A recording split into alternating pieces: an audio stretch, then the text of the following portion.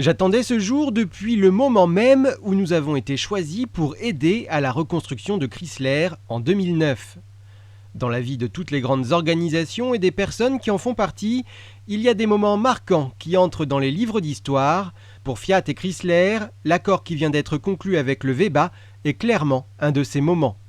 John Elkann, le président de Fiat, et Sergio Marchionne, le directeur de Fiat et président et directeur du groupe Chrysler, ont de quoi se réjouir.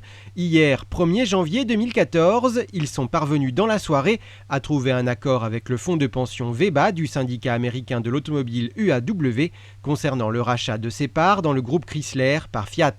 Rappelons qu'il y a un an, Fiat parvenait à obtenir 58,5% de Chrysler grâce au lancement de la Dodge Dart, un véhicule conçu et fabriqué aux États-Unis, mais sur une plateforme du groupe Fiat, la Giulietta, et répondant à des impératifs écologiques stricts. Depuis, impossible pour Fiat d'atteindre son objectif de prendre le contrôle total du groupe Chrysler, les 41,46% restants étant aux mains du fonds de pension VEBA et les deux parties n'arrivant pas à s'entendre sur une cession des parts. En septembre dernier, le groupe Chrysler déposait même une déclaration d'enregistrement pour une proposition d'introduction en bourse, au cours de laquelle VEBA aurait été obligé de vendre ses actions aux conditions de Sergio Marchionne. S'en était suivi une crise et un gel des négociations. Celle-ci avait repris tout récemment. L'accord trouvé hier verra la filiale américaine de Fiat, Fiat North America, acquérir l'ensemble des parts de VEBA dans le groupe Chrysler. La transaction devrait avoir lieu avant le 20 janvier. Concrètement, le fonds de pension VEBA recevra 3,65 milliards de dollars pour cette vente.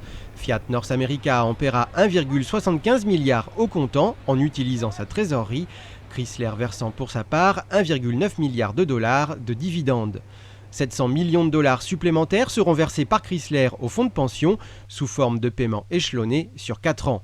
Au total, l'opération s'élève donc à 4,35 milliards de dollars et valorise Chrysler, le troisième constructeur américain, à 10 milliards de dollars. Quant à l'introduction en bourse, elle devrait logiquement être annulée. Sergio Marchionne peut se féliciter, cette somme est en effet inférieure aux prévisions des analystes.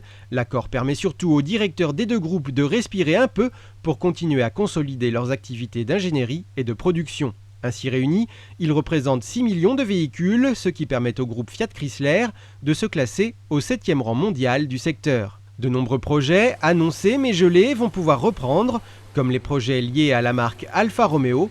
Une question reste en demeure cependant, celle de la domiciliation du nouveau groupe.